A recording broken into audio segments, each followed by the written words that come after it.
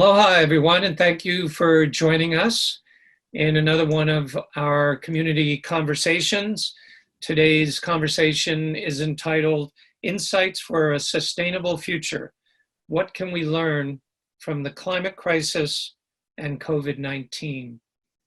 And we have two really exciting and informative guests with us today. Before we do our introductions, let me just remind folks and inform folks who are joining these conversations for the first time that we created the community conversations with the goal of sharing relevant and valuable knowledge with our UH and our extended community through the trusted voices of University of Hawaii at Manoa experts.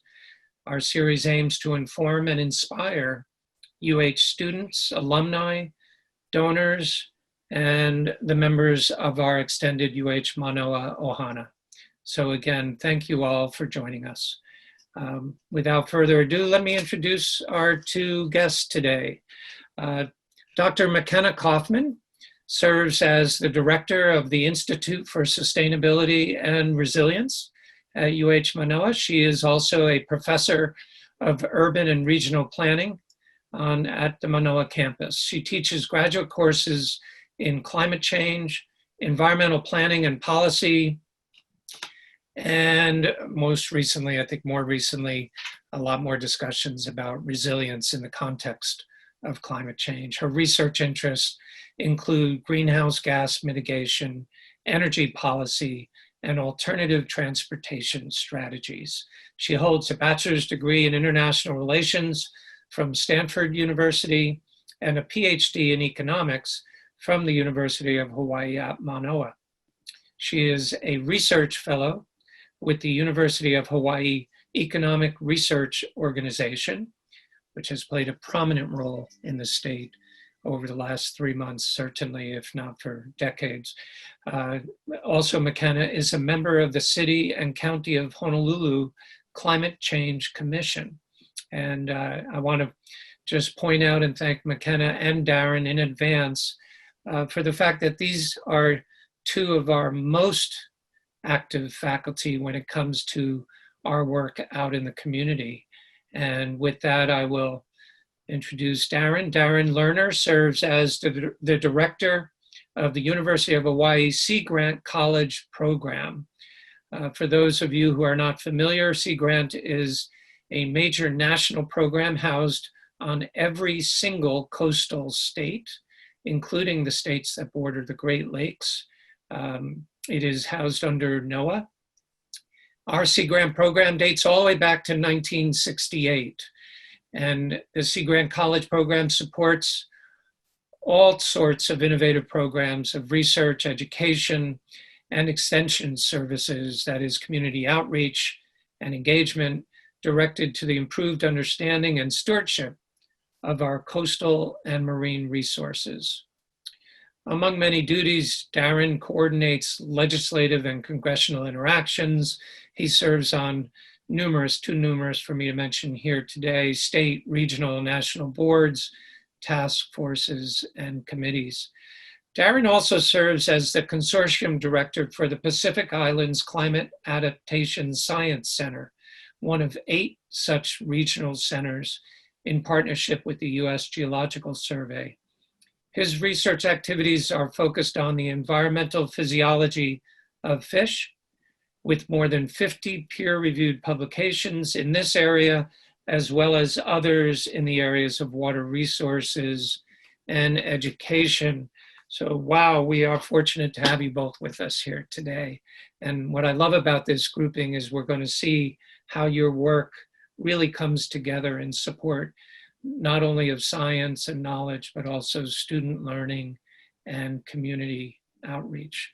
So thank you both. And I know that you guys have a presentation that you want to lead off with, so I'll leave it to you. Great, thanks Michael. Thanks for the introduction, and it's great to be here today.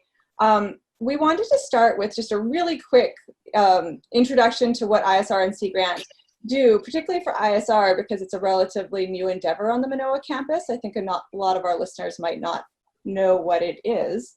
If you can go to the next slide, Darren. So ISR was created really to provide that campus-wide focal point on sustainability and resilience issues, starting first from the curriculum space, right? Although we're also doing a lot of work in, as you said, working with communities and doing that applied research and extension also. But I think it's the curriculum I want to focus on a little bit, because this to me is where we spent a lot of our time trying to lift up and coordinate amongst the campus in ways that we already had a lot of strengths. Next slide, Darren. So since ISR was created, what we've been doing is really working with the faculty across campus to identify sustainability and resilience focused curriculum. And we have about 100 courses right now that are cross-listed into the Institute.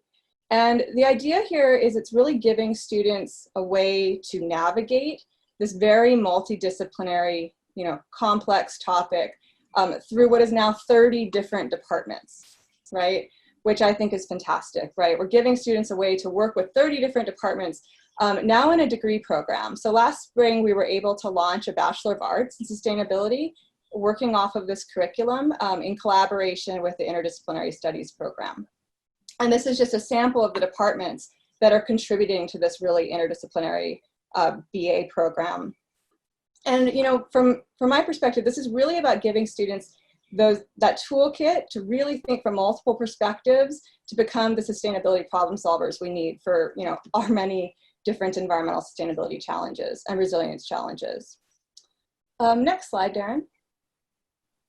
So I also just wanted to quickly give folks an idea of how ISR is situated on the campus. So under Michael's office and the Office of the Provost, ISR is there really to serve as a complement and to build from what I think is already an area of strength, right? Manoa's campus has a number of world-class sustainability and resilience-focused research, extension, and training programs. Here we've listed just a few to highlight, right? We have the Hawaii Natural Energy Institute in renewable energy, engineering issues and policy issues, the National Disaster Preparedness Training Center in, resiliency and that side of things. So we really just wanted to say that ISR is meant to be that complementary space in the curriculum, as well as to play that facilitative role within the campus. And with that, I want to pass it over to Darren, who's been a really great partner through Sea Grant in this work. Thanks so much, McKenna. Thank you, Michael, for the kind introduction. Aloha, everybody who's out there. And thanks, McKenna, for allowing, Sea Grant to be front and center on this slide. But of course, just to accentuate that, that's the program that I'm representing here.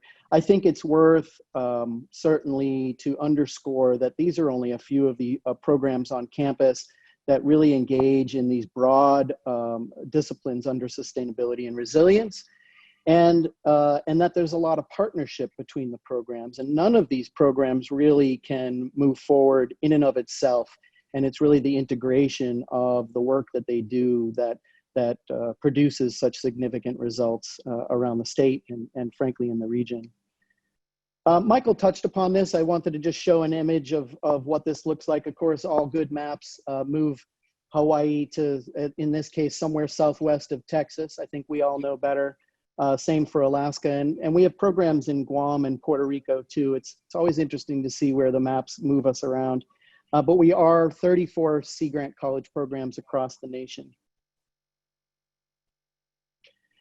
And really the focus is deeply on conservation and practical use of coastal and marine resources. And a key word here is balance, and how do we find that balance? And in particular, the realization and understanding that our economy and our environment is intricately linked together, and in no place more so than Hawaii. I wanted to just take a quick look at some of the ways that we actually do the work that we do at Sea Grant, and ways that are utilized across our campus, of course, one of which being research, which is throughout our campus as a Carnegie One or Research One university. So this is a big part of our program that we support and conduct in all the programming and all the projects that we do. We also, as mentioned, are involved in extension, and in fact, Sea Grant was established based on our land grant model and with a focus on extension, and I'm going to elaborate on that in just a moment. We do quite a bit of education. Sea Grant's not an academic program or department, but we do a lot of informal education, and we engage and partner with many professors, instructors, and others across our campuses to engage in education. And of course, we have a full-time faculty and staff that focus on communications and delivering the products of all this work. And I just want to emphasize, while there are programs and projects that focus isolated in these areas of research or extension or education, it's really right here in the middle where all of these things come together. The projects that we conduct in partnership across the University of Hawaii at Manoa campus and outside, when they come together and bring these functional areas together, is really where we have the greatest impact for sustainability and resilience issues. And as I promised, I want to just put some emphasis on extension. This is at the heart of what Sea Grant does, but not only that, really what our campus does across our campus. Our faculty in particular and across the campus live, work, and play in the communities across Hawaii. And in doing so, they get a deep understanding of community needs and issues. And they bring that back to the campus to help inform the research that we do. And likewise, they take the research outputs of our campus and they bring it to those communities and help them bring tools and help them best understand what the research results mean for our environments. And I just want to end to bring it back to the UH as a whole, of course. You're just getting two examples here from McKenna and I and two programs, and we wear multiple hats, but we don't wear all the hats, obviously, and there's so many people hard at work. And overall, when we're focused on sustainability and resilience and the mission of our campus, it really is about people. And it's about the human resources that all of these activities focus on and that generate, and these truly are our most important long-term assets. With that, I'll stop the screen share and hand it back over to Michael. Terrific. Thank you, Darren. Thank you, McKenna. You know, I always find myself bragging to my colleagues in other universities that UH Manoa is by far the most community engaged university I have ever seen, let alone worked with. And it is I think it's a privilege for us to feel that we can have that impact and that influence out into the community and make positive change. So let's get right to some questions and start a conversation. You know, we asked when folks registered, we asked if they wanted to submit a question for consideration by our guests, and we did, as usual. We got a number of questions. So the first one I'll kick us off with is really a two-part question. So how, in your views, are experts thinking about the intersection of these two crises, COVID-19 and climate change, with issues related to climate justice in Hawaii? And we know we have unique and uniquely urgent issues along those lines. But relatedly, in the same question, do you think that the preoccupation with the COVID-19 pandemic has in any way hampered efforts to combat the climate crisis? So I know those are two different questions. They certainly are related in terms of the intersection of these two crises. So which one of you wants to kick us off? Would you like to begin, McKenna? Yeah, thanks. And feel free to jump in, Darren. Sure. Yeah, I mean, I think that there are some really good analogies, right? Sort of in this, you know, as the pandemic has progressed, I think that a couple of different analogies have been made that are very powerful to me.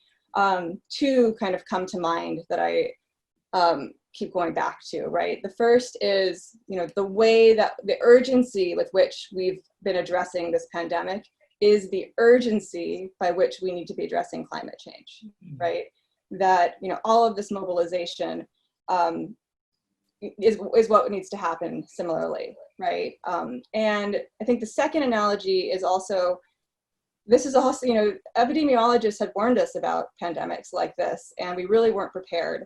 So the second analogy is, you know, this is the results of not listening to sound science and ill preparation as a result, right?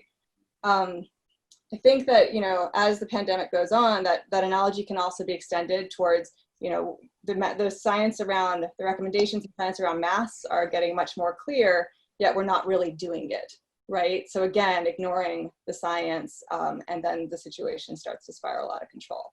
And if we could listen, climate change issues would be getting better as well. I'll pause there, Darren, if you want to jump in. Sure. Yeah. I mean, I think the first and foremost, it's important to just underscore one thing that McKenna has already said, and I don't think it can be emphasized enough, is the urgency at which we're trying to address this pandemic is absolutely the urgency in which we should be addressing the climate crisis. And I don't think enough of us can say that enough.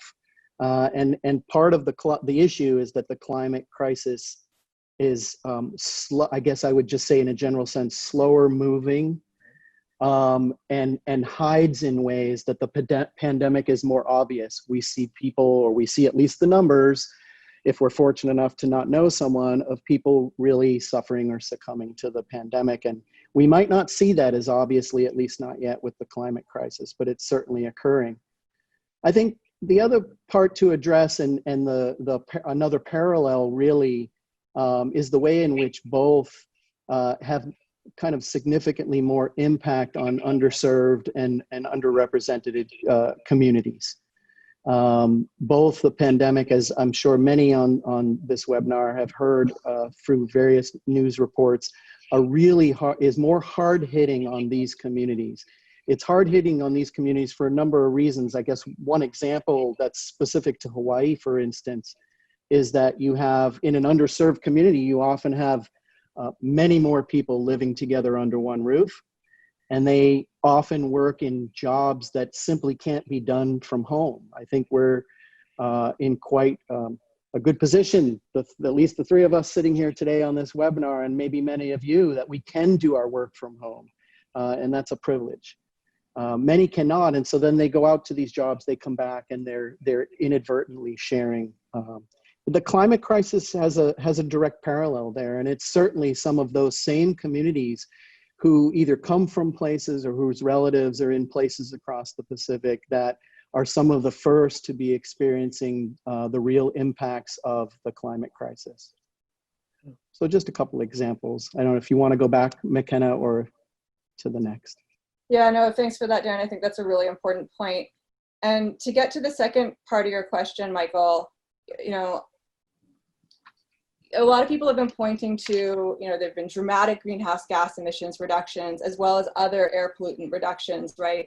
You know, at the beginning of the pandemic, there were these really amazing NASA satellite images of airborne nitrogen dioxide levels over China that really dissipated rapidly. And, you know, so just really obvious physical changes in our systems, right? And there was a really well done article in Nature Climate Change that estimated that the April emissions reductions globally was about 17%. And then they did some projections forward for 2020, and it all depends on the duration of lockdown conditions, right? But in follow-up to that article, some of the Global Carbon Project's also been putting out data that suggests that everything's just rising, right, with the opening up, right? So, you know, a couple takeaways from that. One is, you know, global pandemic is not the way you actually want to reduce your greenhouse gas emissions. It is, you know, maybe a silver lining that we can take away, but it's, you know, as a kind of moment in time, at least there was something good there. But in truth, it just goes right back up as things open, right? And the question is then, how do we put in place the policies that people have been suggesting for decades now? that would more effectively and fairly to underserved communities actually reduce greenhouse gas emissions long term. And there I do have a lot of worry that the pandemic will make it harder, right? That there's just this generalized sense of like the economy can't take another shift. It can't take another, change to it. Don't mention the word tax, even though that is, we know that if we price carbon, markets change, and that's what we really need. No, thank you. Thank you both. And the discussion about the non-uniform impacts on society and the fact that here, and of course for years we've all been talking about with respect to climate change, but in both of these crises, those who can least afford to be responsive are the ones that are hit first and hardest. And we know that's the case across the Pacific Island communities, many of our partners. All right, so let me switch gears a little bit. A question came in regarding transportation, so maybe McKenna wants to take this. In that regards, what do you see as potential short and long-term ramifications of COVID-19 on our transportation systems? We hear a lot. I'm not sure how much is happening here with respect to the bus ridership, but we hear in other cities there's maybe a perception that there's a danger of people going back to their car rather than getting on a transit system for fear of the virus. What are you seeing and hearing in your work, McKenna? Yeah, that's a great question. So I'll start with, some of this is a little anecdotal because it's early, right, to really know. But it's, to me, of the many uncertainties that COVID is causing, the long-term impact to transportation systems is like way top on the list. And in some ways really positive, right, potentially. In some ways, maybe not, right? So you mentioned, like, could there be a long-term drop in public transit ridership as a result of this? And it's too early to really say. It's definitely a possibility, right? We've seen transit ridership drop off in cities across the US and across the world. And certainly when people are riding, they're wanting to keep social distance, right? Absolutely. And which undermines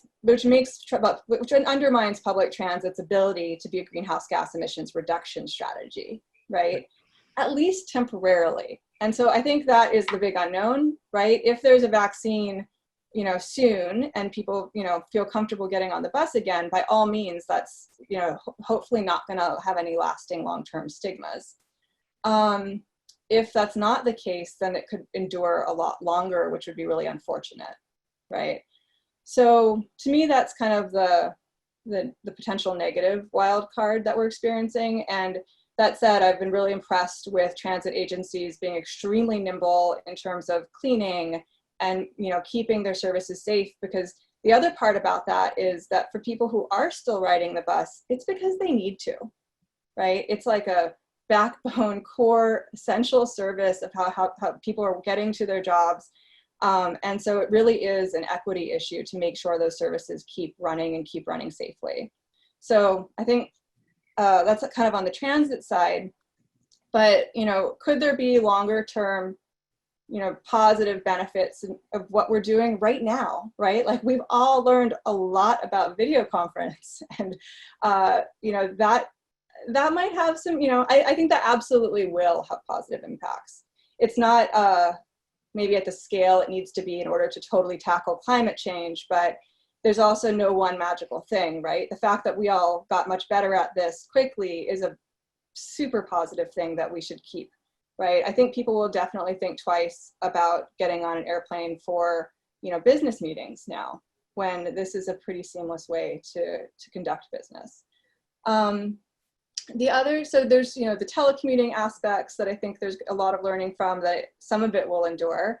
And then there's just this, I think, question mark around, anecdotally, right, bike sales are up to levels that they've never been before. And could that endure as well, right? I sure hope so. The city did these car-free street kind of, days on Kalakaua and in Chinatown. And they were really meant to sort of give people an outlet and to get movement down in those places and for businesses and whatnot. But you could imagine expanding that, right? And other cities have been, other places have been with, car-free zones that, with the purpose of not necessarily just during COVID, but the purpose of also becoming permanent, right? So if we start thinking about what are those interventions we could be taking now, because fewer people are on the road and people are wanting exercise in a safe way to get from A to B, then I think we could leverage some of those opportunities. Thank you. Darren? Yeah, sure. Sure. Yeah. I mean, just to, I guess, a little bit of summary, but, based on what McKenna said, and certainly conversations we've been having, there's this opportunity that we can actually now see. And I think, take transit-oriented design, for instance, or some of the principles that McKenna was talking about, walking and biking and all of these other things. There are those that really get it, they believe in it and everything else. And there are those that want to perhaps, but they don't quite see it, right? Because we live in this world where everybody's getting in the cars and moving and getting to the destinations they need to get to. And they're used to that mode of transportation and doing things. They're convinced that the only way to get the kids to A and B and to the supermarket and to my job and do all of that at once is that it must be done in that way. And this is pushing people to kind of see that it could be different. For any of you that have been on the roads in the last few months, I bet there's not a single one of you that hasn't said to yourself, man, this is great. This is the way it should be. And I think it lets people see, touch, and feel a little better about what it could be like, and opens up more possibilities. I hope that we can really implement some of the things that some organizations, certainly at the university and others, have been nudging and pushing and moving towards in terms of transportation.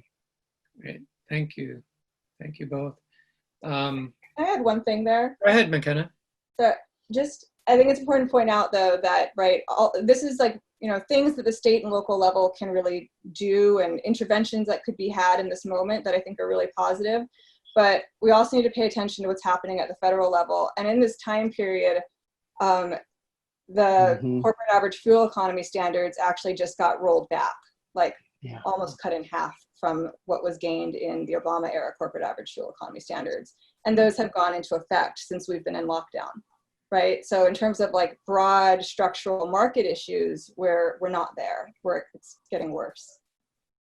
Yeah. And I think, Michael, if I may, there was another part of your question that really goes in this direction that McKenna has taken it. And there's been a host of regulations that have been moved aside one way or another in justification for supporting the economy. And it's a tough position. And clearly we need the economy to be robust. And it's a big struggle across the United States. But I think, on that negative side, if you will, and as McKenna has mentioned, is we're losing a lot of those things that were put in place, to protect the environment. And I think opening the door as we move forward to consider, and I think we know we can do both. We can support the environment and support the economy, and the actions that are moving forward hopefully open the door to have more conversation to be able to point forward in that direction. Certainly, I mean, even here, obviously, there's a lot of discussion about the future of tourism here, both the level of visitors, but also the types of visitors, the types of activities that we present to those visitors. And nearly everyone I speak to says that focus must be on our environment and the enjoyment of the environment that we are so privileged to have here. And certainly all that comes together. There's your economy and the sustainable environment that we're all striving for. Let me switch gears and go back to Darren there was a question about funding that I found interesting. So your team, as it were, is really involved in a lot of different things, including, as we learned a few weeks ago in our other discussion with one of your uh, young active faculty, Rosie Allegado, described her work in developing a testing capability here in the state for COVID-19. But Rosie, of course, is also a well-known microbiologist and oceanographer, and so is also busy on projects and developing funding opportunities for that side of the work. And so a question came in that just wanted to know, what are we seeing, if anything, with regards to funding opportunities across these domains, the environment and climate change on the one hand, and the pandemic, COVID-19 on the other? Sure, yeah. Thanks, Michael. And so, and please don't take the next sentence literally, of course, but you know, in any good crisis, and the emphasis is not on good, there tend to be opportunities for increases in funding that are directed. I know that, you know, the Great Recession and downturn in 2008 is a more recent example of exactly that, where a lot of funding went into, you know, rebuilding ARA funds, as they were referred to, and American Recovery Act. So I think we're seeing a lot of the same thing. And frankly, I think in a way that, or at least I'm hopeful, and McKenna can jump in a bit too, that really does finally tie the health of people and communities to the climate work we've been trying to do. And there's been some disconnect, as we already talked about. But as Congress puts together these big packages for funding for recovery, for economic recovery, it prompts those that are looking to receive funding to think differently and to move in different pathways. You raise a great example. You know, our Sea Grant College program, for example, you know, wouldn't normally be involved in standing up or being partner in standing up a COVID testing lab, which is what you just shared with everybody that we in fact did. But at the basis of that, when you really sit down and think about it, if we're talking about building community resilience and sustainability of our communities and the people here in Hawaii and across the Pacific, well, they can't be resilient if they're not healthy. And so at the core of that, and that is the core of which, and lens, if you will, that we can start looking at some of the funding that is being released.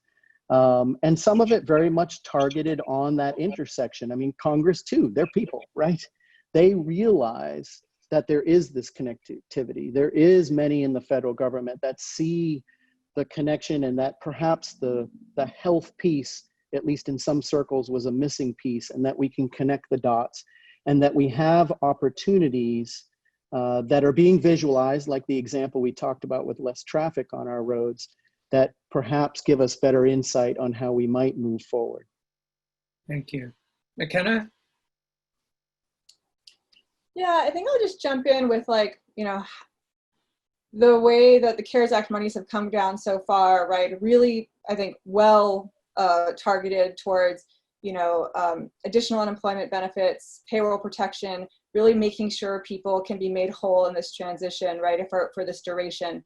And also that, you know, the additional benefits ended last week, right? And so we're also sort of starting to see the cracks in that, and what, you know, it also, I don't think in the beginning anybody thought this was going to be quite the marathon it's turning out to be, right? So, you know, as different packages are formed in the future, you know, eventually we will get to more of the recovery stage, right, than the crisis stage. And that's what I think that's the conversation everybody wants to have in terms of, you know, how do we recover better? What does that mean for, you know, all across the US, in particular for us in Hawaii, right?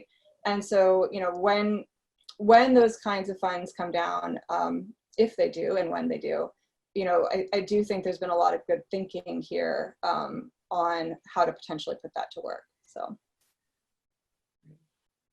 Thank you.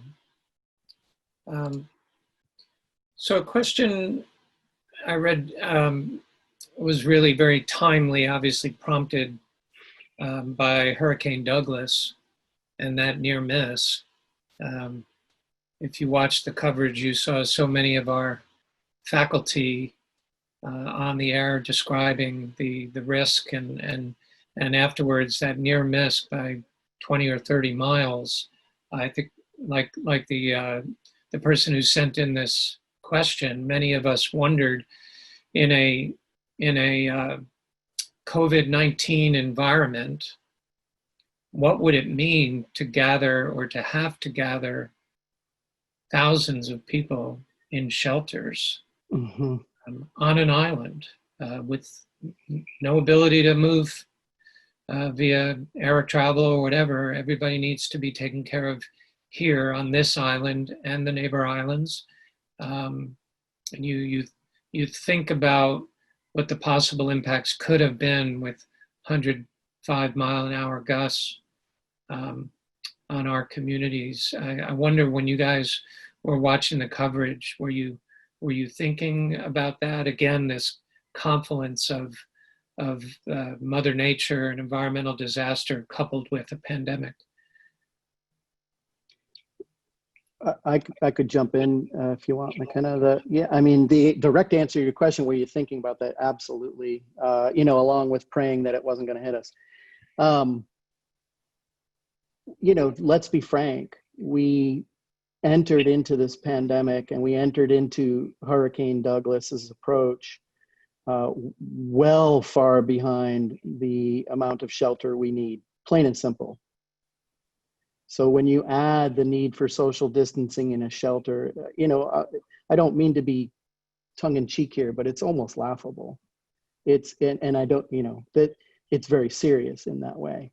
And I hope, and again, it comes back to an exemplar of what we need to do.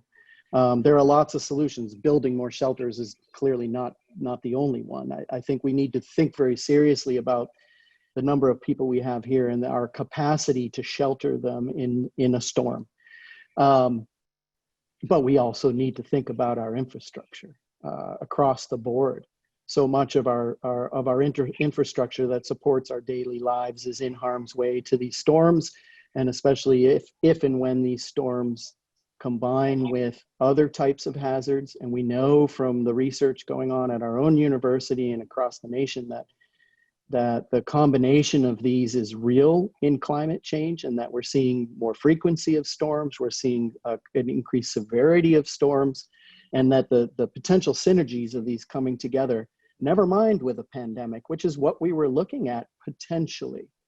I'm sure there were many people that, and I understand it, and you know how they say maybe they were a little better off psychologically because they didn't see those connections as to those that do. But for those that do, it's really, we were really close.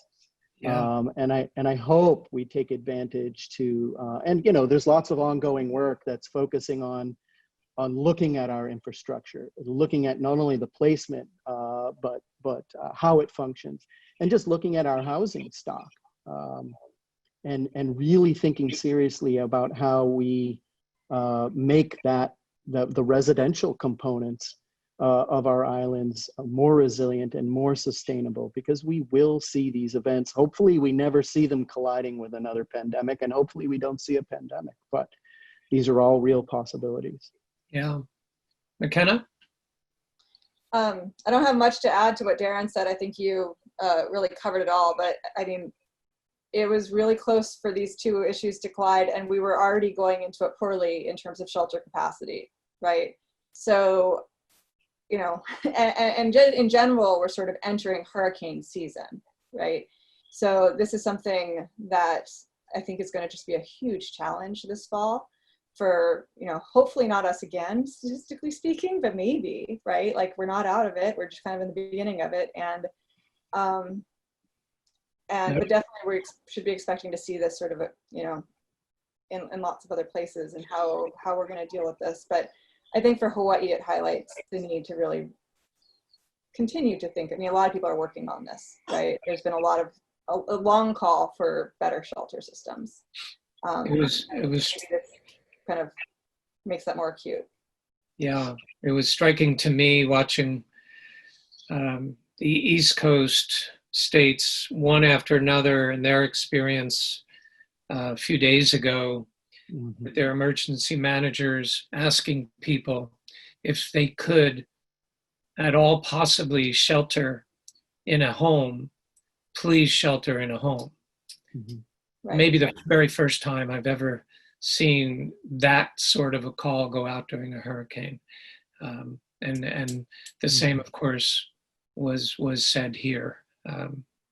Very unusual. But Michael, if I just to add, because so much of this conversation is can be and lends itself towards a bit of a dark path, right? We're talking about pandemics and climate crisis. It's hard to, but to put one little positive piece to this is we're so fortunate we live here in Hawaii.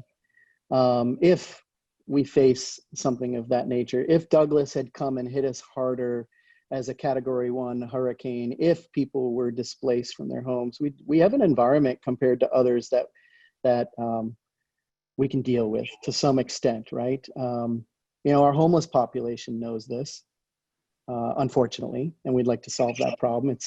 But we do have that kind of environment. So if we have to go to saying, please, people, shelter in your homes, but then those individuals lose their homes, I think under the current conditions, it's better to once the storm passes, to set up camp around your home and stay close to what might remain of your home at that point. And at least we have some favorable climate weather for now to do that in. so that was you trying to go into a brighter direction? I was trying. These are challenging scenarios that we were faced with, and happily we did not have to confront. So I had a question that I'm thinking this must have come from one of our students who asked, what practical steps can members of the community, including college students, take to make the future more sustainable? I love that question. It's obviously wide open, open-ended, but McKenna, I know you think about these things all the time. What do you think? Right now, if I had to put it to one thing, I'd say vote. Make sure you are voting, right? We, at all levels of government, we really need leadership from the top in terms of federal level. I think locally, Hawaii has had a really, we've shown leadership in climate change issues in a number of ways in Hawaii, but there's still just so much more to do, right? And so to making sure we keep that focus is really important.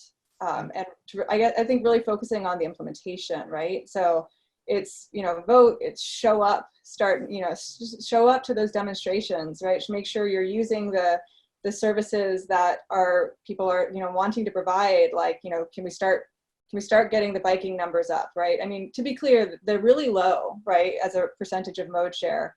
So, but that also, to turn a little more positive, means that a little, you could have rapid growth, right? Biking is between 1% and 2% of mode share in the state, and it's not for everyone, absolutely. But could we get more people in active transportation? Can we start building our spaces to really support people to move about more actively and to make those trips more convenient? So engaging in that is really, really important when given the opportunity, right? And that was just an example from the transport side. I think you can keep going in terms of the resilience side as well. But thinking about the different ways to reduce greenhouse gas emissions, I think that the transportation side is probably the most important for people to sort of, I don't want to say take it upon themselves, because this is a systemic thing, but to make those individual decisions and to push on it. Yeah. Great points, Darren. Yeah, sure. I'll follow suit, with like a one word or a phrase, 2 words, support community. In addition to voting, don't let you think that I want to leave that out. But support community. With all of these things, whether it's the pandemic, it's the climate crisis, it's hazards, natural hazards that we face, our federal government, our state government, our city and county government, they cannot do it all. And as we know so well, Michael, this means is true to and touches you and your family as well. We look at our friends and colleagues in Puerto Rico with Maria.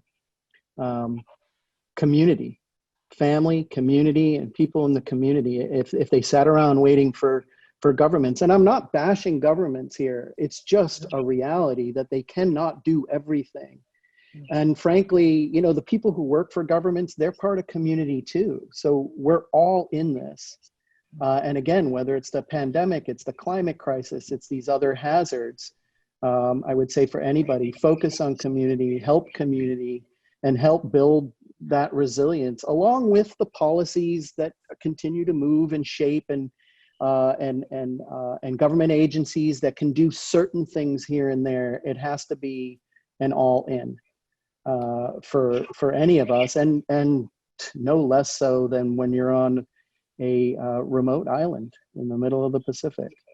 Yeah, and thank you both, and certainly I've always regarded the university as an agent for change in that regard, building those communities, informing and educating communities, and I think we need to double down on those efforts. You both are very involved in the formation of policy and implementation of what really are progressive and really exemplars in the nation for our responses to climate change and sea level rise. So I'm gonna just go with a bit of a wild card question for the two of you. I have just been amazed and actually surprised at the speed at which researchers around the world change the way in which they conduct their research in support of the development of new vaccines and therapies for COVID-19.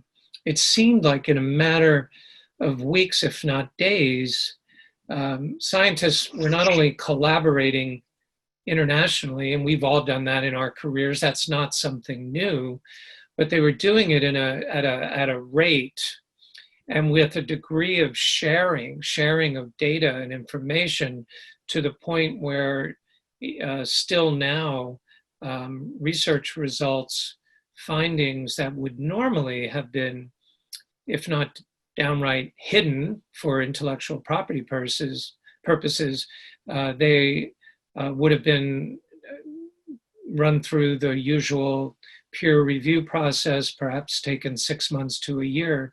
And now you see these results appearing in a matter of days on major research platforms. And so I'm left to wonder, you know, of course, likewise, climate change is a global imperative. Do you think that we'll see a change in the way that not only we conduct research, but also the manners in which we push out information as it is developed, back to your earlier points, to inform policy and practical action? McKenna, you want to start off? Yeah, I think so, right? And you know, it's as you said, it's really about the urgency of getting to a vaccine, right? That we are all really hoping for. And so that's made it so people are way more willing to, you know, share IP, to put out their results, even though maybe they're, you know, hoping it has a little more peer review before releasing it. But you know what, just get it out so people can use it. And maybe that means that the peer review happens in that process, right? And I think those are some of the things that are working out.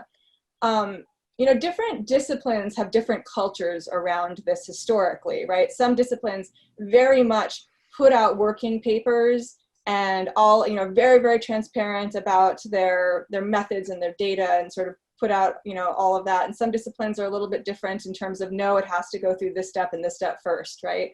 So I do think that, you know, what we're learning right now in terms of not just the collaboration side, but also just the putting out of information into the public realm side could be positive, right? Because if we think about the traditional role of the academy, right, it used to be like a long time ago. I think we've come a long ways. It used to be, you do your research, you sit on it for a long time, and eventually you put it into a book, right?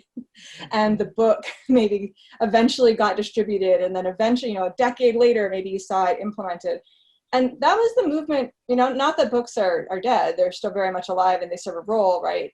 But that was the movement to journals, right? Was the idea of how do we cut that time, right? And so maybe we're taking another big leap in terms of, okay, we're going to cut that into a more public facing, transparent process where some of the peer review, might happen afterwards, but we have to create a way to vet it in the public realm. Yeah, thank you. Darren? Yeah, McKenna, that was really great. I'm going to take a slight pivot because you covered that really, really well. I think one point to be made attached to that is, of course, is with that rapid transmittance of information that we've moved into. Unfortunately, we've lost a little something too. And so I think it's really on us at universities and others in private research labs and government research labs, but people who are in science to better communicate and build the trust in science. And I think we're all cognizant of the fact that we've been losing some of that. And it's just so absolutely vitally important. And the only way for this more rapid transmittance, which is so good, as you've stated, to move us forward, we've got to work together to rebuild that trust and faith in how science can guide us. I'm hopeful that this relatively, because from the beginning they're saying, oh, it's going to be years for a vaccine, and if we can turn out something, the globe turns out something relatively much quicker than that, I hope that truly does rebuild that confidence in science to say, look, we can do this if we come together. The other, if I may, on this distance engagement, and despite the fact that we had to stop going to big conferences and then we had to come together online, and that we have evidence that people nonetheless are still working well together, we wouldn't be getting there, I think is a real reflection of just how integrated everything is. We have to come together that way, and everything is integrated. I mean, what happens in the Arctic absolutely has consequences all over the globe. If we're losing permafrost, that will absolutely have consequences all over the globe for our climate crisis, for future pandemics, the whole gambit. And so, we're people are one organism on the planet along with everything else. And therefore we're integrated as well. So we need to maintain that connectivity. I do say, and this came up recently in a question about tourism and our dependence here, and one of the things we rely on is big organizations to come and have big conferences in Hawaii. And what does it mean for our future? And don't get me wrong, I mean, we understand that transportation in general plays a big role in carbon emissions and climate change, and air flight is a part of that picture. But humans are social animals. And somewhere in there, we've got to modify technology to be able to continue to support the bringing together of people from different states and different countries. It doesn't have to be at the frequency we've been doing it, but it really does have to happen over time. That's a great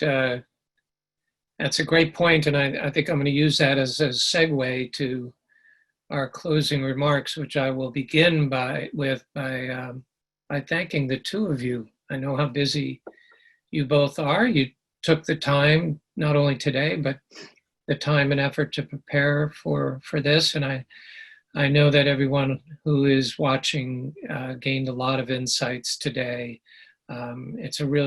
These are proud moments for me to know that I have colleagues who are making such a difference here in Hawaii and way beyond. So thank you both. I want to thank the donors, our donors. I hope many of them are watching, and it's through their generosity that we, working with UH Foundation and Alumni Relations can produce these events, and will continue to produce them. Watch out for, I'll ask everybody, watch out for our next webinar. We'll be coming back with an announcement soon. Perhaps that webinar will be along the lines of another campus update. And Darren, to use your remarks earlier, as I said, as a segue, I do want to say to everyone on the call that we are just over 2 weeks away from the start of the fall. We are ready. The campus is ready. If you go to campus, you'll see signs you've never seen before, reminders you've never seen before, a whole lot of cleaning products, classrooms that have totally been transformed to be COVID-19 safe.